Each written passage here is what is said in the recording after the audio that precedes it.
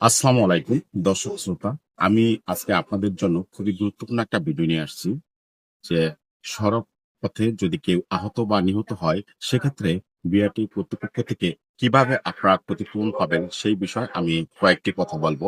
কথাগুলো আসলে কিন্তু গুরুত্বপূর্ণ, অনেকেই জানে না। তো বিআরটি বিআরটি কর্তৃপক্ষের কাছে কিভাবে আবেদন করবেন সড়ক পথে আহত নিহত হলে?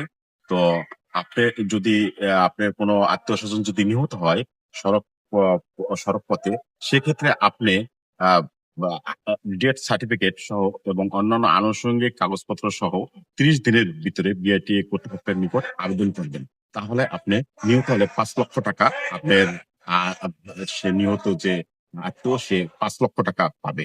আর যদি আহত হয় সেক্ষেত্রে আপনি আ মামলার বা জিডির কপি এবং সমস্ত খরচ এবং হাসপাতাল সমস্ত কাগজপত্র সহ আবেদন করবেন। সেক্ষেত্রে আপনি পাবেন ৳৩,০০,০০০। আর আপনি যদি সাধারণ আপনার আত্মীয়স্বজন যদি সাধারণ আঘাত হয় আঘাতপ্রাপ্ত হয়, সেক্ষেত্রে কিন্তু আপনি পাবেন ৳১,০০,০০০ আ বিআরটি কর্তৃপক্ষ থেকে। তবে এই আবেদনটা আপনি ৩০ দিনের ভিতরে করতে হবে। আসসালামু আলাইকুম।